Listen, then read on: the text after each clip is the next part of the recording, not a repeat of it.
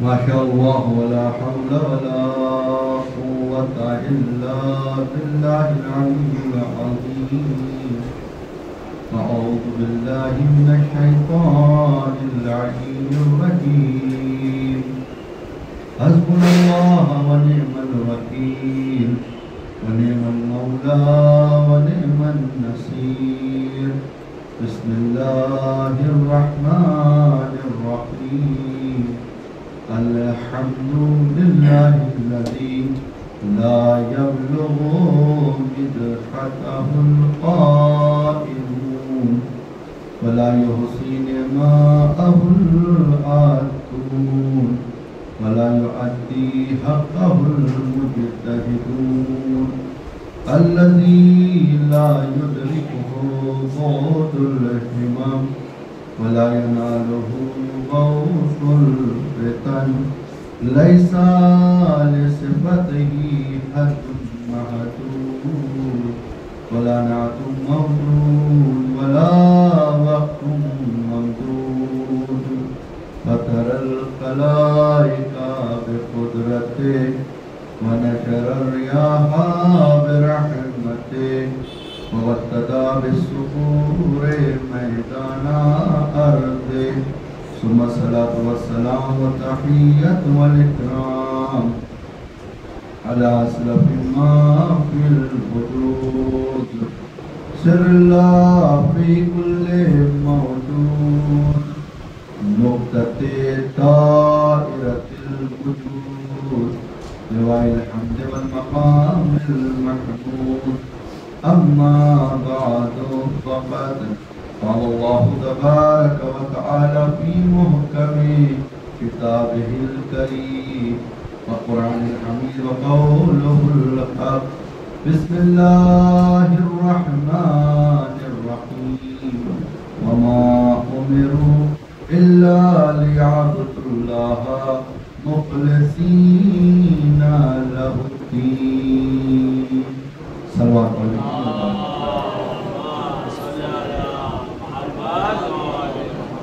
ایک آہستہ سے صلوات پڑھیں آپ لوگ.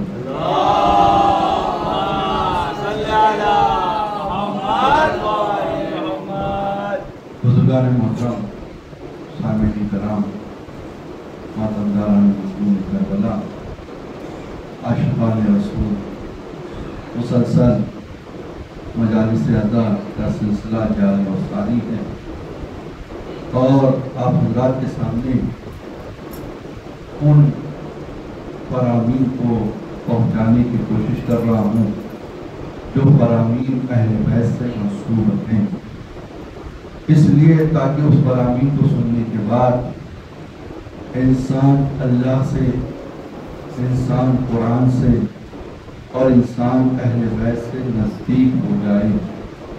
کیونکہ فرامین اہل بیت کا کمال ہی یہ ہے کہ جب انسان اس کو سنتا ہے تو اس سے نزدیک ہونا چاہتا ہے، اور جیسے جیسے فرامین اہل بیت اس کی سماعتوں کے حوالے ہوتے جائیں گے وہ ان باتوں پر عمل کرتا چلا جائے گا. جیسا کہ آپ جانتے ہیں کہ کل کی مجلس میں ایک صلوات پڑھیں محمد وعلی محمد.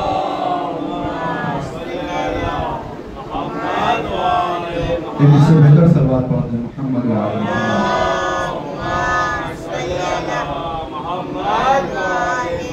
جیسا کہ آپ جانتے ہیں کہ کل کی مجلس میں جو باتیں عرض کی گئی تھی، جو معروضات بیان کیے گئے تھے، وہ امام رضا علیہ السلام کے حوالے سے تھے.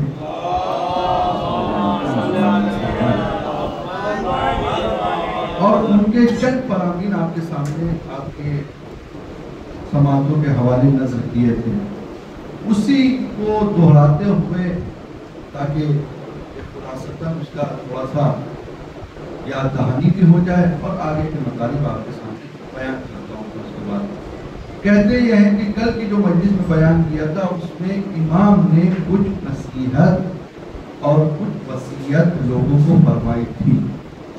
اس میں سے ایک نصیحت یہ تھی کہ اگر تم میرے چاہنے والے ہو تو تم کو یہ چاہیے کہ تم ان لوگوں کے ساتھ نہ بیٹھو کہ جن کی وجہ سے تمہاری عزت پامال ہونے لگے.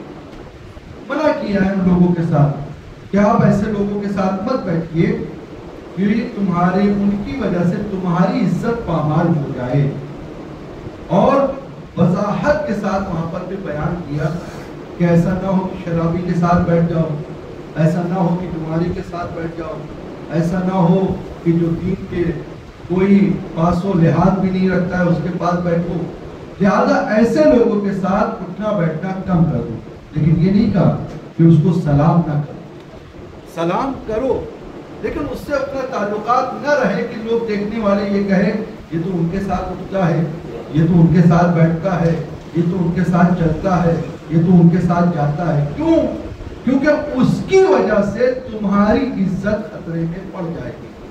ہمارا امام ہم سے یہ چاہتا ہے کہ ایسے لوگوں سے کنارہ کشی کرو. اور دوسری وجہ یہ بیان کی گئی کنارہ کشی کرنے کا مطلب یہ ہے کہ جب، اور یہ بھی کہا گیا ہے کسی بھی انسان کو یہ حق نہیں ہے کہ انسان سے نفرت کرے الا چلتے. انسان سے نفرت کرنے کے لیے نہیں کہا گیا، بلکہ انسان جس عمل کو کرتا ہے اس عمل سے نفرت کرنے کو کہا گیا ہے. یعنی اگر عمل یہ ہے شراب پیتا ہے اس سے نفرت کرو، جوا کھیلتا ہے تو اس سے نفرت کرو. بندگان خدا سے اللہ نے منع کیا ہے کہ اس سے نفرت نہیں کرنا ہے. ہاں دوسری وجہ یہ بیان کی گئی ہے تم اس سے کنارہ کشی اس لیے کرو تاکہ اس کو احساس ہونے پائے کہ ہم اس وجہ سے تم سے کنارہ کشی کر رہے ہیں، تاکہ اس کے اندر جب یہ احساس پیدا ہوگا تو اس گناہ کو چھوڑنے پر آمادہ ہو جائے گا. ایک چیز. دوسری چیز کیا کہا؟ دوسری چیز یہ ہے انسان نیکیاں کرے، سبقت کرے نیکیوں میں. ایسا نہ ہو کہ تم نیکیوں کو چھوڑ دو، اور جب نیکیوں کو چھوڑو تو تمہارے درمیان سے نیکی کرنے والے لوگ ختم ہو جائیں. لہذا نیکی کو کبھی مت چھوڑو. ہر طریقے سے جیسے بھی ممکن ہو، جہاں پہ بھی ممکن ہو، انسان کو چاہیے نیکی کرے. اور کہا یہاں تک گیا ہے کہ اپنے بچوں کو بھی نیکی کرنا سکھائے. مثال کے طور پر اگر کوئی صدقہ نکالتا ہے اور گھر میں کوئی چھوٹا بچہ ہے تو کبھی کبھی یہ بھی کرے کہ اس بچے کے ذریعے سے اس کو صدقہ دلوائیں، تاکہ اس کے اندر وہ جذبہ پیدا ہو جائے، تاکہ وہ اس نیکی سے دور نہ ہونے پائے. کیوں؟ کیونکہ گھر کا جیسا ماحول ہوتا ہے بچے پر ویسا اثر ہوتا ہے. تو ان چیزوں کو بھی نیکیاں کرتے رہیں، نیکیوں سے دور نہ ہو. تیسرا جو امام فرماتے ہیں وہ یہ کہ اپنے آپ کو معصیت سے بچاؤ، گناہوں سے بچاؤ، زبردستی گناہوں میں ملوث نہ ہو جاؤ. کیونکہ جب انسان اپنے آپ کو گناہوں سے بچاتا ہے تو بچانے کے بعد اللہ اس کے اوپر رحمت نازل کرتا ہے، فرشتے اس کے لیے استغفار کرتے ہیں. لیکن اگر گناہوں میں ملوث ہو گیا تو اللہ کی بھی لعنت، فرشتوں کی بھی لعنت، اور اہل بیت سے دور ہو جاتا ہے. تو لہذا انسان کو چاہیے کہ انسان اگر اہل بیت سے قریب ہونا چاہتا ہے تو معصیت پروردگار کو چھوڑ دے. معصیت کیا؟ یعنی گناہ کو چھوڑ دے. گناہ کیا؟ ہم اور آپ سب بہتر جانتے ہیں گناہ کس کو کہتے ہیں، بتانے کی ضرورت نہیں ہے. ایک نمونے کے طور پر ایک بات کہہ دیتا ہوں، بندہ خود بہتر جانتا ہے کہ کون سی چیز اچھی ہے، کون سی چیز بری ہے. اور یہاں تک کہ بندے کو یہ بھی معلوم ہوتا ہے کہ کون کس لائق ہے، کون سا آدمی کس نیچر کا ہے. اگر نہیں تو اس نمونے کے ذریعے سے بات واضح ہو جائے گی. موبائل ہے، موبائل میں جب کوئی سٹوری کوئی چیز آتی ہے تو آپ کو پتہ رہتا ہے کس بندے کو کون سا میسج بھیجنا ہے. اگر خراب میسج آیا تو فوراً آپ کے ذہن میں آ جاتا ہے یہ بندہ خراب ہے، اس نیچر کا مالک ہے، لہذا ایسے مزاج اس کا ہے، اس کو وہ میسج بھیج دو. اچھا آیا تو یہ مولانا صاحب کے پاس ہونا چاہیے، یہ نوحہ خان کے پاس ہونا چاہیے. بزنس کا آیا تو یہ تاجر کے پاس ہونا چاہیے. کوئی کام کا آیا جوان کے لیے ہے تو یہ فلانے کے ساتھ پاس ہونا چاہیے. یعنی ہمیں خود معلوم ہے کون سا آدمی اچھا ہے، کون سا آدمی برا ہے. ہم اپنے اسٹیٹس کے ذریعے سے بتا دیتے ہیں جو میسج ہم بھیجتے ہیں. اور آپ خود اس کو آزما لیجئے، اس کو انالائز کر لیجئے، آپ کو خود پتہ چل جائے گا کہ کون سی چیز کس کو کون بھیجتا ہے. اس کے نیچر، اس کے مزاج کے مطابق وہ انسان اس میسج کو فارورڈ کرتا ہے. مذاق والا ہے تو اس مذاق والے کو ان کو بھیجو، برا بھلا ہے تو ان کو بھیجو، گالی والا ہے تو ان کو بھیجو. اچھا ہے, دین والا ہے تو مولانا کو بھیجو, سروس والا ہے تو جوان کو بھیجو. یعنی ہمارے ذہن میں ہر انسان کی صورت بنی ہوئی ہے, کون کس نیچر کا مالک ہے بتانے کی ضرورت نہیں ہے. تو اب ہمیں یہ چاہیے کہ ہم تمام لوگوں کے اندر سے وہ جو برائیاں, برے لوگ ہیں, ان کی برائیوں کو ختم کیا جائے. کیسے ختم کریں گے؟ جب ہم خود گناہ پر روک لگائیں گے تو آگے گناہ بڑھنے نہ پائے گا. لیکن آج کل تو ماشاءاللہ اب گناہ کے لیے تمام امکانات کی ضرورت نہیں ہے. یہاں جاؤ, وہاں جاؤ, یہ کرو, وہ کرو, ان کو بلاؤ, ان کو بلاؤ. اب تو گناہ بڑا آسان ہو گیا ہے.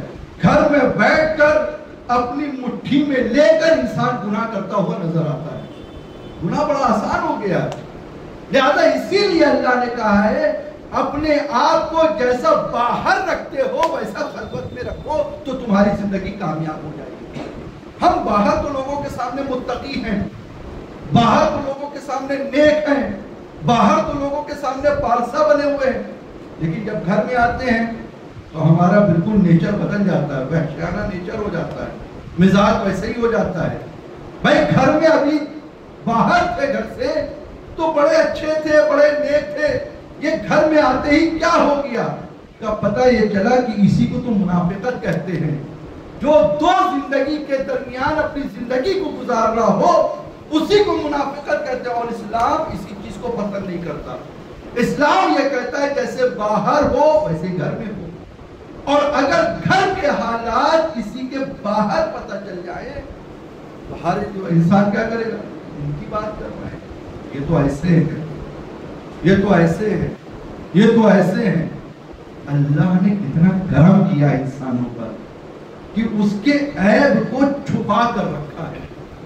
اگر اس کے عیب ظاہر ہو جائیں تو ایک بندہ دوسرے بندے کو سلام کرنا بھی چھوڑ دے. لیکن اللہ کتنا کریم ہے, کتنا رحیم ہے. تو لہذا ہمیں پروردگار کی عبادت اور معصیت سے دور ہونا ہے, اور جب معصیت سے دور ہوں گے تو اللہ کے نیک بندے ہو جائیں گے. آپ دیکھیں کہ گناہ کرنے کے لیے کوئی بڑی وجہ نہیں ہے. آج کل چھوٹی چھوٹی وجہوں میں ہم گناہ کرتے ہوئے نظر آ رہے ہیں. یہ مجلسیں ہم کو یہی بتاتی ہیں کہ انسان کیسے گناہ سے دور ہو سکتا ہے, انسان کیسے اللہ کے قریب ہو سکتا ہے, انسان کیسے رسول کے قریب ہو سکتا ہے, انسان کیسے اہل بیت کے قریب ہو سکتا ہے. یہ فرش ازا ہمیں بتائے گی کہ ہمیں کیا کرنا چاہیے. لیکن ضرورت اس بات کی ہے کہ یہاں پر جب کسی کو بٹھایا جائے تو ایسے آدمی کو بٹھایا جائے جو واقعاً فرامین اہل بیت لوگوں تک پہنچائے. یہ نہ ہو کہ آنے کے بعد عقیدے بھی خراب کر دے, لوگوں کو گناہوں سے قریب بھی کر دے. تو لہذا یہ ذمہ داری کس کی ہے؟ منتظم کی ذمہ داری ہے. جیسا لاؤ گے ویسا پاؤ گے. تو اب ذمہ داری اس کی بھی بڑھ گئی, اور ایک مجلس کرنے کے لیے کئی لوگوں کی ذمہ داری ہوتی ہے. عوام کی ذمہ داری الگ ہے, منتظم کی ذمہ داری الگ ہے, خطیب کی ذمہ داری الگ ہے. خطیب کا کام یہ ہے کہ ان باتوں کو مجلسوں میں بیان کیا جائے کہ جن سے انسان اللہ کے نزدیک ہو جائے. منتظم کی ذمہ داری ہے ایسے لوگوں کو.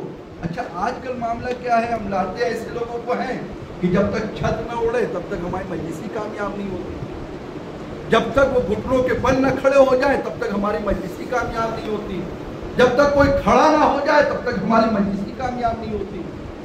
مجلس لوگوں کو کھڑا کرنے کے لیے نہیں لایا گیا ہے, بلکہ مجلس اس لیے رکھی گئی ہے تاکہ لوگوں کے کردار بلند ہو جائیں. جب کردار بلند ہو جائیں گے انسان خود بخود بلند ہو جائے گا.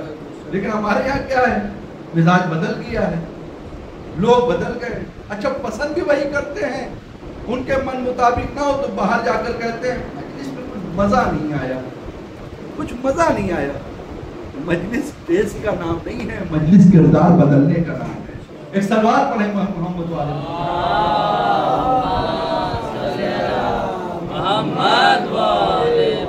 تو اپنے کو گناہوں سے بچائیں. ایسے لوگوں کی ذمہ داری ہے جو منتظم ہیں, وہ ایسے لوگوں کو لے کر آئے جو واقعاً فرامین اہل بیت لوگوں تک پہنچائیں. ورنہ انسان خود سوچے ہم کہاں ہیں, کہاں پر بیٹھے ہیں, ہدف ہمارا کیا ہے. آج اتنا سب کچھ سننے کے بعد بھی نہ ہمیں صحیح سے حلال پتہ چل پا رہا ہے، نہ کہیں صحیح سے حرام پتہ چل پا رہا ہے۔ اچھا حلال اور حرام کا معاملہ کیا ہے؟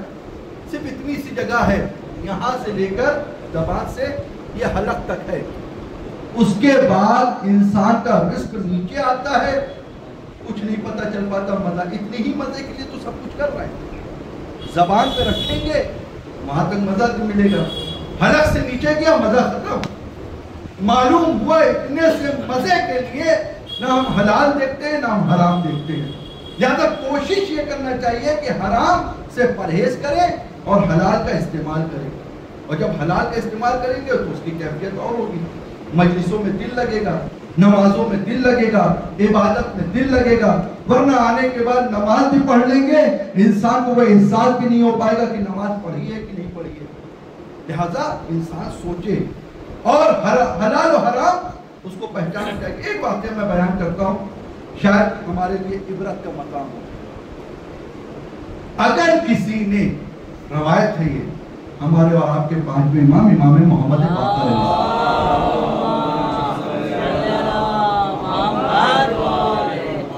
اگر کسی نے کسی کا ایک درہم بھی لے لیا تو اس درہم وہ بھی غصب کر لیا۔ ایک درہم، بہت سے لوگ ہوتے ہیں، کسی کی زمین مار دی، کسی کا پیسہ مار دیا، کسی کی اجرت مار دی، یہ بھی بہت بڑی بات ہے، اجرت بھی مار دیتے ہیں۔ کہا یہ گیا اس کا پسینہ نہ سوکھنے پائے اس سے پہلے اس کی اجرت دے دی جائے۔ تو کسی کی اجرت، کسی کی زمین، کسی کی پیسہ، کسی کی محنت، یہ سب جو مار دیتے ہیں تو اس کے لیے کہتے ہیں کہ اگر کسی انسان نے ایک درہم بھی کسی کا مار دیا ہے تو اس کا نتیجہ یہ ہوتا ہے کہ اس کی 700 رکعت نمازیں اس کی نکال کر جس کا پیسہ مارا گیا ہے اس کے کھاتے میں ٹرانسفر کر دی جاتی ہے۔ 700 رکعت نماز کا مطلب کیا ہے؟ 41 دن کی نماز۔ یہاں 2-3 دن پڑھنا مشکل ہو جاتا ہے، پیسہ مارا، 41 دن کی نماز اس کی ایسے ہی چلی گئی۔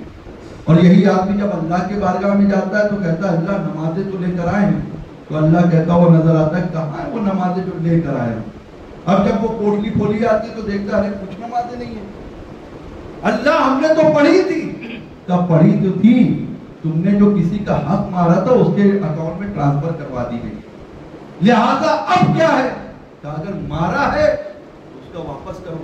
ایک درہم ہے، ایک درہم، اور لوگ کتنا کتنا لیے بیٹھے ہیں، زمین، بھائی کا حق، بہن کا حق، باپ کا حق، پڑوسی کا حق، سارے حق لیے بیٹھے ہوئے، اور جب تک بیٹھے رہو گے کچھ بھی کر لو، مجلس میں آؤ، ماتم کرو، نمازیں پڑھو، اللہ اس عبادت کو قبول کرنے والا ہی نہیں ہے۔ کیوں؟ کیونکہ معصوم فرماتے ہیں ہمارا شیعہ وہ نہیں ہوتا جو دوسروں کا غصبی ہو، ہمارا شیعہ وہ ہوتا ہے جس کے پاس کوئی قرضہ نہ ہو۔ اور یقین نہیں آتا تو کربلا کے میدان میں دیکھ لیجیے آ کر، امام حسین جب 2 محرم کو پہنچے ہیں، والد کربلا ہوئے، تو ایک مرتبہ سب کو بلایا بنی اسد والوں کو، اور بلانے کے بعد پوچھا یہ کون سی زمین ہے؟ ایک ایک نے کہا نینوا ہے، کربلا ہے، کہ زمین کو خریدنا ہے۔ مولا کتنے دن رہیں گے؟ 8 دن۔ 8 دن رہنا، ایسے ہی رہ جائیے؟ نہیں، ہم زمین خریدنا چاہتے ہیں۔ کیوں؟ کیونکہ حسین نہیں چاہتا کسی دوسرے کی زمین پر اپنا خون بہایا جائے۔ کیا کوئی سبق، کوئی درس ہم نے لیا وہاں سے؟ کوئی درس نہیں لیا۔ اگر درس لیا ہوتا تو ہم کسی کے غاصب نہ ہوتے۔ ہم لعنت کس پر پڑھتے ہیں؟ فلاں پر وہ غاصب ہے، فدق چھینا ہے، اس پر لعنت پڑھو۔ بھائی اس نے فدق چھینا، ہم کسی بھائی کا حق مار رہے ہیں، کسی بہن کا حق مار رہے ہیں، کسی پڑوسی کا حق مار رہے ہیں، کیا ہم لعنت کی مستحق نہیں ہے؟ لعنت مستحق علاج کرتی ہے۔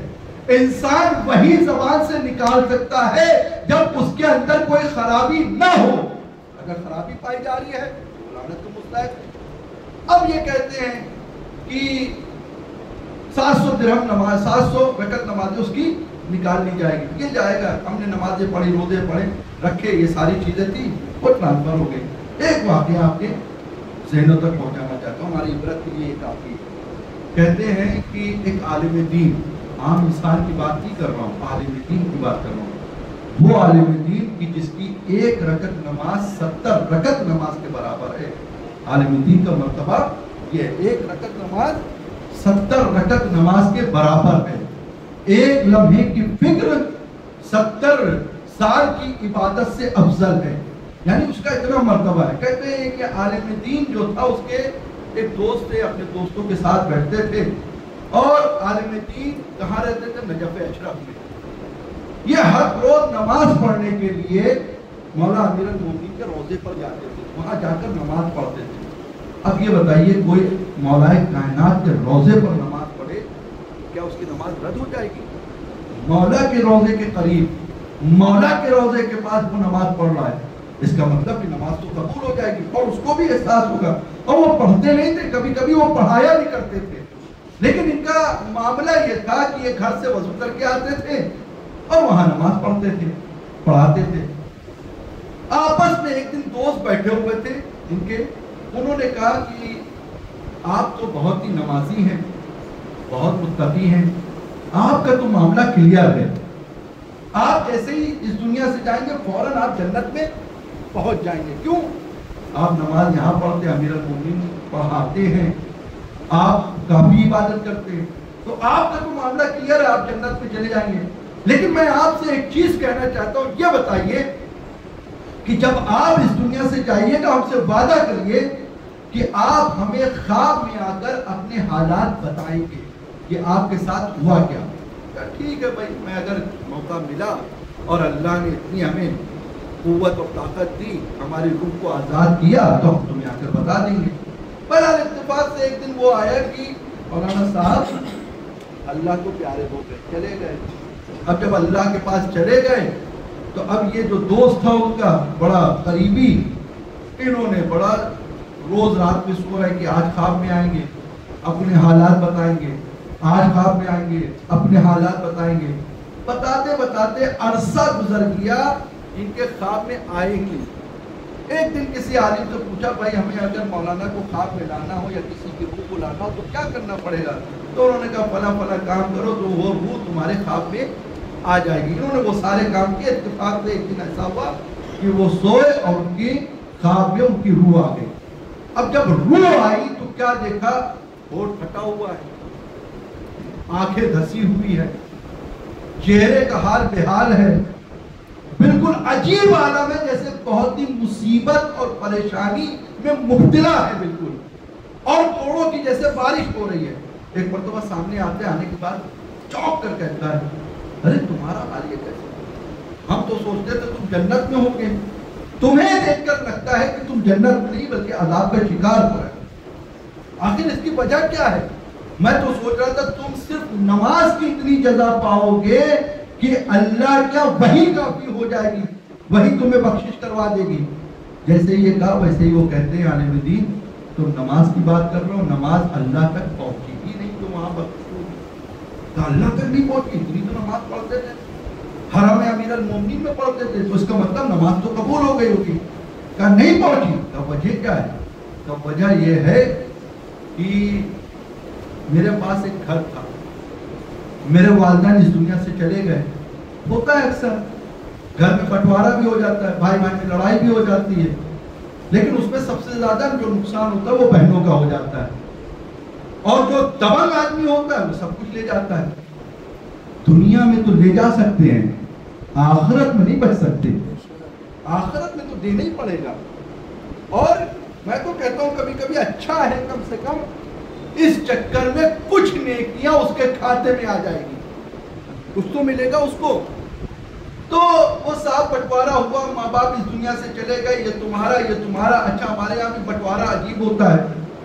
ماں یا باپ جب اس دنیا سے جاتے ہیں تو ہوتا یہ ہے کہ جس پلنگ پہ لیٹے ہیں آخری وقت میں یہ پلنگ ہٹا دو. کیوں ہٹا دو؟ باپ لیٹا تھا, صحیح نہیں ہے, آخری وقت میں لیٹا تھا, اس کو ہٹا دو. بستر اسی پہ لیٹا تھا, ہٹا دو. کیوں؟ آخری وقت میں لیٹا تھا, صحیح نہیں ہے, اس کو گھر میں رکھنا اچھا نہیں ہے. کیوں؟ کیونکہ اس کی روح نکل رہی تھی تبھی یہاں پر لیٹا ہوا تھا. پلنگ ہٹا دی, گدا ہٹا دیا, چارپائی ہٹا دی, اب پھر بٹوارا ہو رہا ہے. کیا आखिरी वक्त में जो सोने की चैन मां पहने थी, क्या इसको बांट लिया जाए। एक बहुए ने कहा कि हमें दे दो, एक ने कहा हमें दे दो। उस पे लड़ाई है, पलंग पे लड़ाई नहीं है। पलंग क्या? अरे मस्जिद में मौलाना होंगे, जाके उनको दे दो। सारी मजलूमियत किसी वक्त मौलाना की दिखाई देती है इंसान। मस्जिद में मौलाना होंगे, उनको जाकर देखो। गद्दा मस्जिद में होंगे, बेचारे मौलाना हैं, कोई नहीं आता। अच्छा, उसको भी जब देने आ रहे हैं बड़ा नुमाइश करते हुए, मौलाना साहब हमारी अम्मा इस पर लेटा करती थी, अब्बा लेटा करते, क्या ले लीजिए, वहां पर बड़ी नुमाइश है। तो यहाँ ये मामला है। लेकिन जब सोने की बारी आती है, घड़ी की बारी आती है, अंगूठी की बारी आती है, रुपयों की बारी आती है, ये तुम्हारा, ये हमारा, ये तुम्हारा, ये हमारा, वहां पर ये नजर आता है। लेकिन ये सब चीजों में वहां पर मौलाना नजर आते हैं। बड़े माजरत के साथ ये हमारे समाज का मेयार हो चुका है और यही होता है। मैं तो कई जगह पर गया हूँ, ये देख रहा हूँ, बंटवारा हो गया। अब जब बंटवारा कर रहे हैं तो इस तरीके से बंटवारा कर रहे हैं कि भाई भाई ने जो दबंग था उसने ज्यादा ले लिया, मौलाना साहब ने भी अपना हिस्सा ठीक ठाक ले लिया, लेकिन जो बहन का हिस्सा था उस हिस्से में कमी हो गई और बहन को जितना मिला उसमें उसने शुक्र कर लिया। चलो भाई है, मोहब्बत है भाई की, इतना ही मिल गया, चलो ठीक है। अच्छा, ले भी क्यों रही है बहन? तो इसलिए अम्मा की निशानी है, बाप की निशानी है, इसलिए चलो वो भी हमें मिल जाए। उसने ले लिया। अब जब ले लिया तो उस बिना पर ये आलिम दीन कहते हैं कि मैं रोज वुज़ू जो है अपने घर में करता था और वो जिस जगह पर करता था वो मेरी नहीं थी, वो मेरे बहन की थी।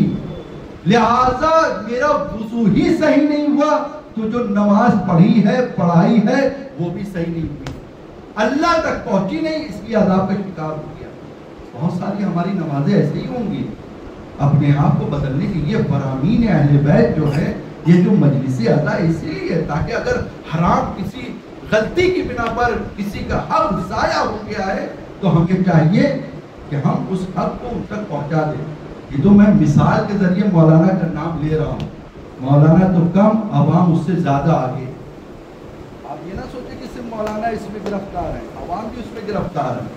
तो लिहाजा गर्दन निकाल के कोई मौलाना की तरफ न देखे। एक सलवार पढ़े मोहम्मद वाले मोहम्मद।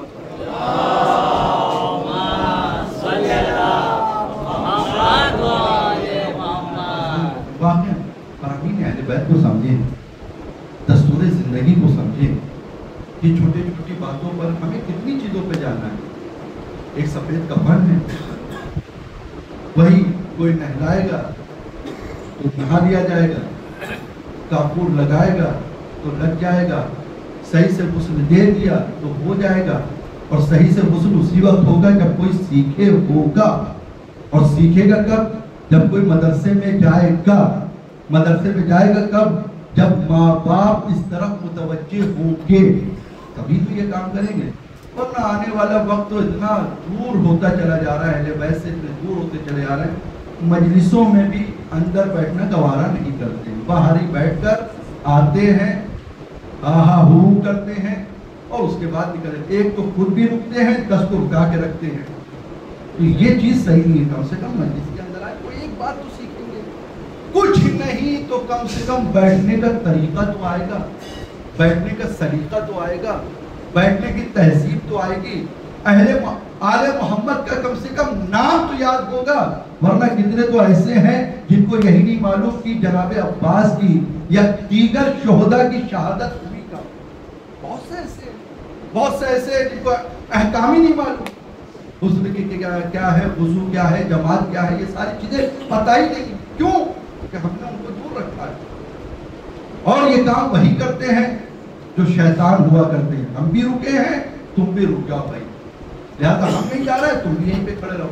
मैं अपने जवानों से, छोटे बुजुर्ग से माजरत के साथ, उनकी जिंदगी तो कट गई, लेकिन जो बुजुर्ग हैं, जो बच्चे हैं, उनसे यही कहना चाहूँगा, फर्श अदा पर आकर बैठिए। ये फर्श अदा लोगों को रिस्क तकसीम करता है। ये फर्श अदा लोगों के मुकद्दर को जगाता है। ये फर्श अदा अगर किसी के औलाद नहीं है, वो उसको औलाद अदा करता है। ये फर्श अदा लोगों की फिक्रों को बदलता है। یہ فرش اعضا کینے کو دور کرتا ہے، یہ فرش اعضا حسد کو دور کرتا ہے۔ آج کتنے افراد حسد کا شکار ہیں۔ حسد ایمان کو تباہ کرتا ہے، اور جب حسد ہی بھرا رہے گا، کیوں؟ کیونکہ ہم فرش اعضا سے دور ہیں۔ ہمارے اندر سے کہاں حسد جائے گا، ہمارے اندر سے کہاں کینہ جائے گا، ہمارے اندر سے کہاں نفرت جائے گی؟ تو لہذا عزیزان محترم ہمیں سوچنا چاہیے، سمجھنا چاہیے فرش اعضا کی عظمت، اس کی منزلت اور اس کے مقام کو۔ صلوات پڑھیں محمد والے محمد۔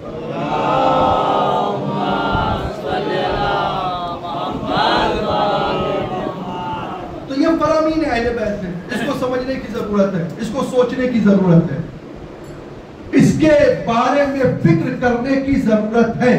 امام حسین علیہ السلام نے کربلا میں جو جنگ کی ہے اس کا مقصد کیا ہے؟ جو مدینے سے نکلے ہیں اس کا مقصد کیا ہے؟ اصلاح کے لیے تو نکلے ہیں، اصلاح کے لیے نکلے تو آپ کو اپنی جان کی قربانی بھی دینی پڑی۔ کون سی اصلاح؟ کا دین میں جو گڑبڑی ہونے لگی ہے ہم اس گڑبڑی کو روک لے اور صحیح دین تک پہنچ جائے۔ اگر امام نے قربانی نہ کی ہوتی تو آج صحیح دین ہم تک نہ پہنچ پاتا۔ آج تو ہم نمازیں پڑھ رہے ہیں، امام کی قربانی کا نتیجہ ہے۔ آج تو ہم روزے رکھ پا رہے ہیں، امام کی قربانی کا نتیجہ ہے۔ آج لوگوں ایک آدمی دوسرے آدمی کا احترام کر رہا ہے، یہ امام کی قربانی کا نتیجہ ہے۔ امام نے اگر قربانی نہ دی ہوتی تو ایک دوسرے کا احترام نہیں تھا، ماں بیٹے کا احترام نہیں تھا، بیٹے باپ کا احترام نہیں تھا، سارے احترام ختم ہو چکے تھے کربلا سے پہلے۔ امام نے اپنی قربانی دے کر اس احترام کو برقرار کیا ہے، باقی رکھا ہے۔ تو عزیزان محترم ہمیں ان کا ذکر اس طریقے سے کرنا چاہیے تاکہ اس کے ذکر کے ذریعے سے ہم خدا کے قریب ہو جائیں۔ ایک فائدہ مجلس کا یہ ہوتا ہے۔ کا دوسرا فائدہ کیا ہوتا ہے؟ کا دوسرا فائدہ مجلس کا یہ ہوتا ہے کہ انسان کے اندر حق بولنے کی طاقت پیدا ہوتی ہے۔ بعض افراد ایسے ہوتے ہیں کہ دونوں ہاتھ میں لڈو لیے ہوئے ہیں، یہ بھی صحیح ہے، یہ بھی صحیح ہے، یہ آدمی بھی ٹھیک ہے، وہ آدمی بھی ٹھیک ہے، جبکہ جانتے ہیں یہ غلط ہے، یہ صحیح ہے، لیکن اس کے اندر حق بولنے کی قدرت پیدا نہیں ہو پاتی۔ کیوں؟ اگر ہم نے بول دیا تو ہمارا معاملہ خراب ہو جائے گا، ہم نے بول دیا تو ہمارا رشتہ خراب ہو جائے گا۔ امام فرماتے ہیں مجلسوں سے فائدہ یہ ہوتا ہے کہ جب کوئی انسان مجلس میں آتا ہے تو اس کو حق بولنے کی صلاحیت پیدا ہوتی ہے۔ ایک واقعہ اس کے بعد کرتے دعا کہتے یہ ہے کہ رسول اسلام حضرت محمد مصطفیٰ صلی اللہ علیہ وسلم کے زمانے میں دو لوگ آپس میں لڑ گئے، ایک یہودی تھا اور ایک مسلمان تھا۔ اچھا جب لڑے تو ہاتھ پیر کی ہو گئی، ہاتھ پیر کی ہو گئی تو اب کوئی چھڑانے والا تو تھا نہیں۔ جب کئی لوگ موجود ہوتے ہیں تو جوش بہت بڑھتا ہے، آج تو مار ڈالیں گے، آج تو ختم کر دیں گے۔ وہاں پر کوئی نہیں تھا، دونوں ایک دوسرے سے جدا ہو گئے۔ جدا ہونے کے بعد اب فیصلہ کرتے ہیں ایسا کرو کہ اپنی بات کا کسی سے فیصلہ کرایا جائے، کون صحیح ہے کون غلط۔ اب اس نے کہا کہ کس سے فیصلہ کرائے؟ مسلمان کہتا ہے یہودی سے فیصلہ کروائیں گے نہیں، وہ تمہارے ہاتھ میں بولے گا، لہذا کس سے فیصلہ کرائیں؟ کہ ایسا کرتے ہیں رسول کو مانتے ہو، رسول کے پاس چلا جائے۔ یہودی کہتا ہے ہاں رسول کے پاس چلو، ان سے بہتر انسان کون ہو سکتا ہے، وہ صادق ہے، وہ امین ہے، وہ سچے ہیں، وہ جو فیصلہ کریں گے منظور ہے ہمیں۔ لہذا حق بولنے، مجلس ہمیں حق بولنا سکھاتی ہے، لہذا وہ جو کہیں گے وہ فیصلہ ہمیں منظور ہے۔ اب یہ دونوں چلے، مسلمان اندر اندر سوچ رہا ہے آج تو فیصلہ ہمارے حق میں ہوگا، کیوں؟ رسول ہمارے ہیں، ہم نے ان کا کلمہ پڑھا ہے، ہم نے ان کے پیچھے نماز پڑھی ہے، ہم نے ان کے سارے کام کیے ہیں، انہوں نے جو کہا ہم نے مانا، انہوں نے جنت کہا ہم نے مانا، انہوں نے کوثر کہا ہم نے مانا، انہوں نے جو کہا ہم نے مان لیا، اور ہوتا بھی یہی ہے۔ اگر کوئی مولانا مثال کے طور پر کوئی مولانا لے کر آئے اور وہ یہاں پر رکھا دے، میں اپنی مثال میں کہیں جاؤں اور کہیں آپ کو میں نے بلایا ہے تو میں اس کا بڑا احترام کروں گا، بھائی بلانے والے یہ ہیں، اور کوشش یہ کروں گا یہ ناراض نہ ہونے پائے۔ اور اگر کبھی کوئی معاملہ پیش آ جائے دو لوگوں میں اور ہمیں لگے کہ جس نے ہمیں بلایا وہ غلط ہے اور دوسرا صحیح ہے، اور اس کے خلاف اگر ہم فیصلہ کر دیں تو آدمی کیا کہے گا پلٹ کے؟ واہ مولانا، بلایا ہم نے، کھلایا ہم نے، سارے کام ہم کر رہے ہیں، آپ کے فیصلہ ان کے ہاتھ میں کر رہے ہیں۔ یہی سوچ کر مسلمان گیا کہ رسول اللہ تو ہمارے ہاتھ میں فیصلہ کر دیں گے، یہودی ہے، مسلمان نہیں ہے، اللہ کو مانتا نہیں ہے، رسول اللہ کو مانتا نہیں ہے، لہذا اس کے حق میں تو فیصلہ ہوگا نہیں۔ اب رسول کے پاس گئے، رسول کے پاس جب پہنچے تو یہ مسلمان نے اپنا قضیہ رکھ دیا، یا رسول اللہ ایسا ایسا مسئلہ ہے، اور یہ مسئلہ ہونے کے بعد یہ ہماری لڑائی ہو گئی، آپ فیصلہ کر دیجئے۔ اچھا رسول ہیں، کوئی ہم جیسے تو ہیں نہیں کہ ہم ایک طرفہ سنیں اور فیصلہ کر دیں۔ رسول نے کہا تمہاری ہم سن چکے ہیں، یہودی تم آؤ۔ یہودی آیا، یا رسول اللہ ایسا ایسا ہوا ہے۔ اب جیسے ہی یہ ہوا ویسے ہی رسول اللہ نے دونوں کے باتیں سننے کے بعد یہودی کے حق میں فیصلہ کر دیا، اور جب یہودی کے حق میں فیصلہ کر دیا تو وہی بات، یا رسول اللہ کلمہ ہم نے پڑھا، جنت ہم نے مانی، کوثر ہم نے مانا، آپ جو کہتے رہے ہم مانتے گئے، آپ ہمارے خلاف فیصلہ کر رہے ہیں۔ بہرحال وہاں سے باہر نکلے، اور نکلنے کے بعد یہودی سے کہتے ہیں ہم رسول کا فیصلہ نہیں مانتے۔ اچھا اب کیا ہے؟ کہا ہمارے لوگوں کے پاس چلو، وہ فیصلہ کریں گے۔ کہا آپ کے کون لوگ ہیں؟ کہا چلیے ہم بتاتے ہیں ہمارے والے کون ہیں۔ اچھا ان کو یقین تھا، ہمیشہ جھوٹ کے ساتھی، ہمیشہ گناہ کے ساتھی، ایک مرتبہ وہ لے کر دوسرے کے پاس پہنچ گئے۔ اب جب دوسرے کے در پہ پہنچے تو انہوں نے کہا بھائی یہ یہودی ہے، ہم مسلمان ہیں، ہمارے بیچ میں لڑائی ہو گئی ہے، آپ کو فیصلہ کرنا ہے۔ انہوں نے کہا کیا ہے؟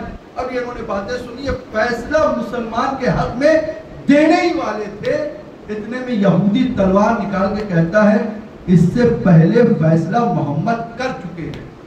کہا محمد کر چکے ہیں؟ کہا محمد نے کیا کیا ہے؟ کہ رسول نے فیصلہ یہ کیا ہمارے حق میں کیا ہے، اب آپ کی مرضی ہے کہ اس کے ساتھ ہو کر رسول کے خلاف ہو جائے یا ہمارے ساتھ ہو کر رسول کے ساتھ ہو جائے۔ آپ کیسا کرنا چاہتے ہیں؟ اس کے ساتھ ہونا چاہتے ہیں یا میرے ساتھ؟ اگر اس کے ساتھ ہے تو رسول کے خلاف، میرے ساتھ ہے تو رسول کے ساتھ۔ اب جیسے ہی یہ سنا ویسے ہی سننے کے بعد وہ دوسرے کہتے ہیں کہ تم رسول کے پاس گئے تھے؟ کہاں رسول کے پاس گیا تھا۔ کہ رسول نے فیصلہ کیا؟ کہاں کیا؟ کہ رسول نے کیا کہا؟ کہ رسول نے میرے خلاف فیصلہ کیا ہے۔ کہ بس اگر کوئی رسول کے خلاف فیصلے کے خلاف جائے وہ واجب القتل ہوا کرتا ہے۔ ایک مرتبہ اپنے غلام کو آواز دی، غلام سے کہا تلوار لے کر آؤ۔ اب جب وہ تلوار لے کر آیا اور لانے کے بعد انہوں نے فیصلہ کیا کہ تم رسول کے فیصلے کے خلاف گئے ہو لہذا تمہارا قتل واجب ہے۔ انہوں نے کیا کیا؟ اس کی گردن اسی وقت اڑا دی اس بنا پر کہ یہ رسول کے فیصلے کے خلاف گیا۔ اب مجھے کہنے دیجئے، آپ نے خود حکم بتا دیا ہے جو رسول کے فیصلے کے خلاف جائے وہ واجب القتل ہوا کرتا ہے، تو رسول نے بھی غدیر کے میدان میں علی کو مولا بنا کر بتایا یہ مولا ہے۔ اب جو رسول کے فیصلے پر نہ جائے، علی کو مولا نہ مانے، اس کا بھی قتل ہونا چاہیے۔ تو اب یہاں پر فیصلہ ہو گیا۔ یہاں پر محدث دہلوی نے ایک جملہ لکھا، وہ یہاں پر لکھتے ہیں کہ رسول وہ ہیں کہ جن کے اندر تمام انبیاء کے صفات موجود ہیں، ہر انبیاء کے۔ اگر کوئی آدم کو دیکھے تو ان کا علم اس میں ہے، موسیٰ کی ہیبت، عیسیٰ کا زہد، یہ تمام چیزیں ان میں موجود ہیں۔ اور بڑھتے بڑھتے ایک آدمی کھڑا ہوتا ہے تو یہ بتائیے کہ انبیاء میں بہت سے لوگ تو قتل بھی ہوئے ہیں اور بہت سے لوگ شہید بھی ہوئے ہیں۔ اس کا مطلب انبیاء کی اگر کوئی شہادت ہے تو رسول کی بھی شہادت ہونا چاہیے، لیکن وہ کیسے ہوئی رسول کی شہادت؟ تو محدث دہلوی یہاں پر کہتے ہیں اللہ نے اس کو بھی پورا کیا ہے اپنے رسول کے ان نواسوں کے ذریعے سے۔ امام حسن کی شہادت رسول کی شہادت ہے جو زہر کے ذریعے سے ہوئی، امام حسین کی شہادت تلوار سے ہوئی ہے تو رسول کی شہادت ہوئی۔ یہاں پر ہمارے چاہنے والے کچھ کھڑے تھے، انہوں نے کہا محدث دہلوی آپ اگر یہ کہتے ہیں کہ اگر امام حسن کی شہادت ہے تو اس کے ذریعے سے رسول کی شہادت، امام حسین کی شہادت ہے تو اس کے ذریعے سے رسول کی شہادت، تو آپ یہ کیوں نہیں لکھتے آگے جو امام حسین کا قاتل ہے وہ رسول کا قاتل ہے، جو امام حسن کا قاتل ہے وہ رسول کا قاتل ہے؟ ایک صلوات پڑھے محمد و آل محمد پر۔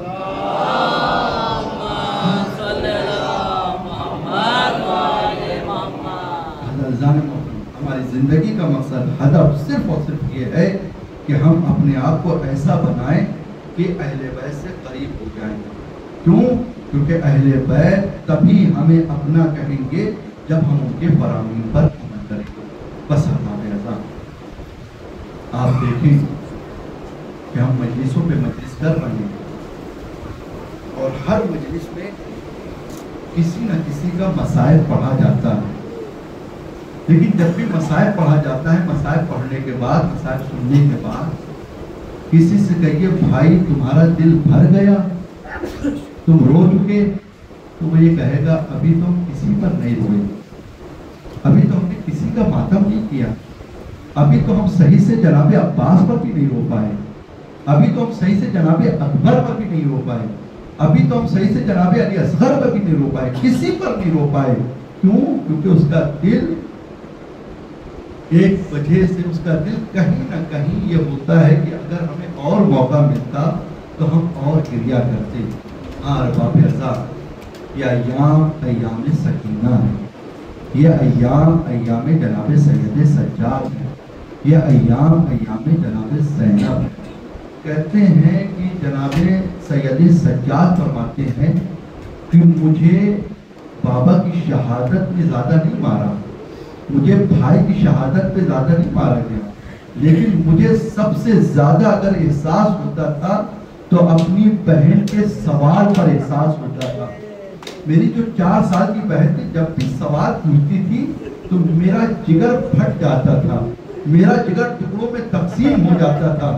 کہتے تھے کہ ایک مرتبہ جب یہ قافلہ کربلا سے شام کی طرف رواں دوا تھا تو وہاں پر جاتے جاتے قافلے والوں نے کہا کہ اس قافلے کو یہیں پر روکا جائے، یزیدی ملعونوں نے کہا یہیں پر روک دیا جائے، اور روکنے کے بعد عالم یہ ہے کہ ہر یزیدی فوج اپنے اپنے خیمے نصب کرتی ہے، ملعون اپنے خیمے میں چلی جاتی ہے، لیکن خاندان بنی ہاشم کو دھوپ میں کھڑا کر دیا جاتا ہے۔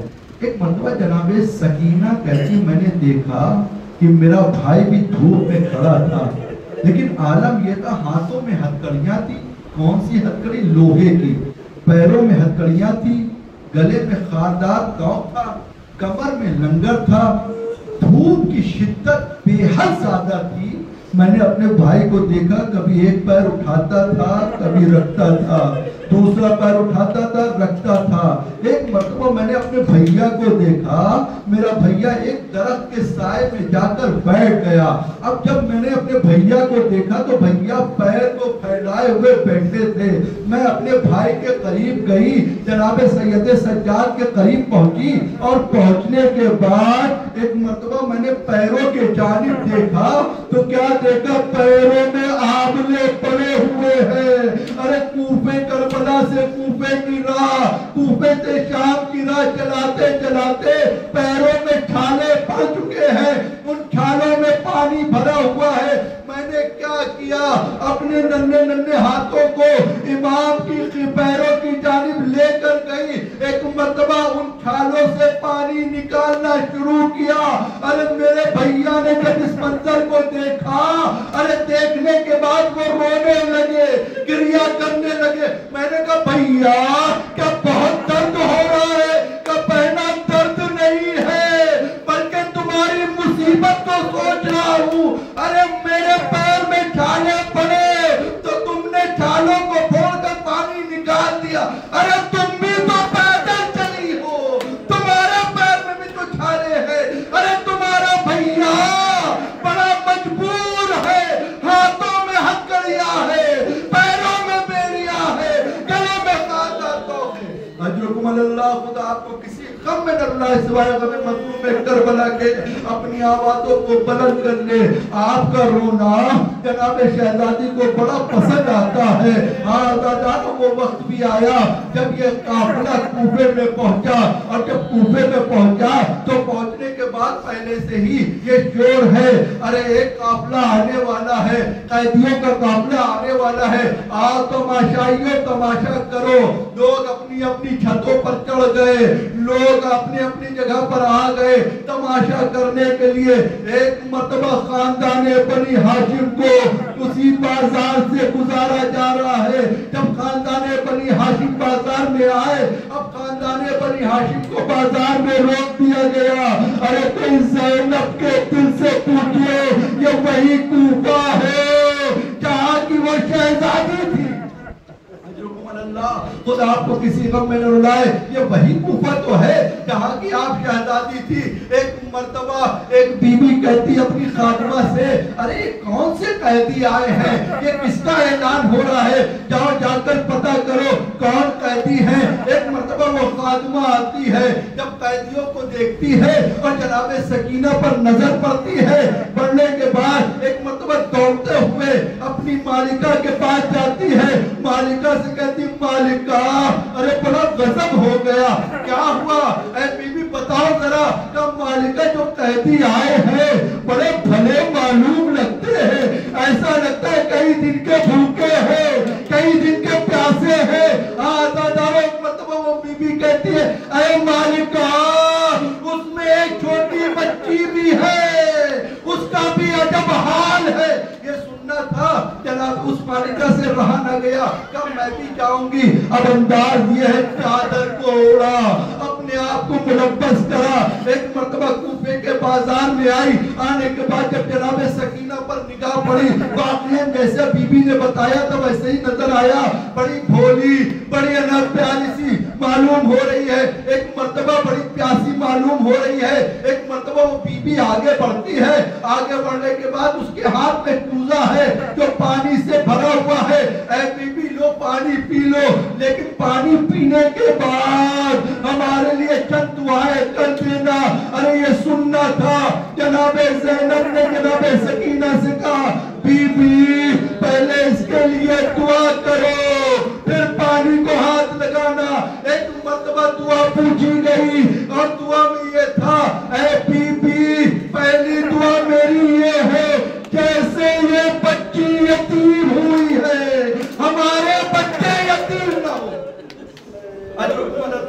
ہمارے بچے یتیم نہ ہو۔ بی بی یہ دعا کر دیجئے۔ جناب سکینہ نے دعا کی، جناب زینب نے آمین کہا۔ ہاں بی بی دوسری دعا کیا ہے؟ کہ دوسری دعا یہ ہے ہمیں جلد سے جلد مدینہ جانا نصیب ہو۔ ارے عالم غربت میں جب جناب زینب نے مدینے کا نام سنا آنکھوں میں آنسو آ گئے۔ ارے مدینے کا نام لینے والے ابھی بھی موجود ہے۔ ایک مرتبہ جناب زینب فرماتی بی بی مدینے جا کر کیا کرو گی؟ کہ آپ کو معلوم نہیں مدینے میں میرے آقا رہتے ہیں، مدینے میں میری شہزادی رہتی ہے۔ کہ آقا کا کیا نام ہے؟ کہ آقا کا نام حسین ہے۔ کہ شہزادی کا کیا نام ہے؟ جیسے ہی یہ کہا بی بی اس مجمع میں اپنی شہزادی کا نام نہیں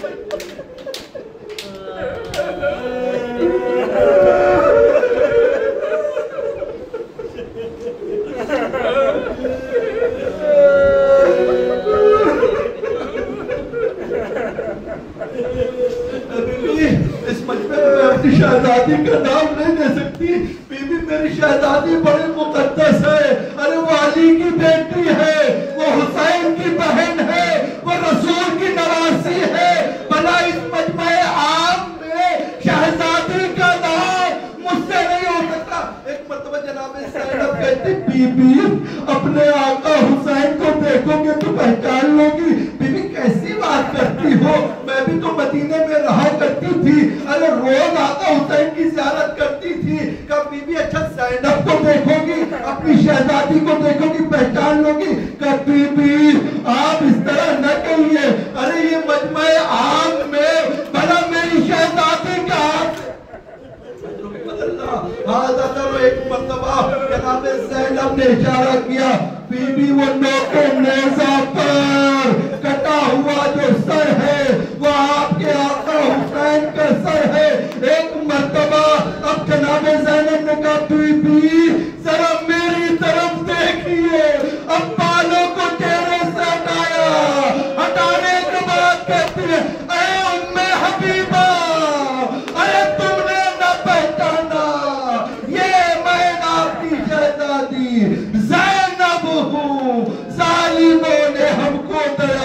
دیا پھرایا گیا، آپ کے آقا حسین کو قتل کر دیا گیا، وہ لوگ کے نیزہ پر آپ کے آقا کا سر ہے۔ اے بی بی ہمیں بڑا رلایا۔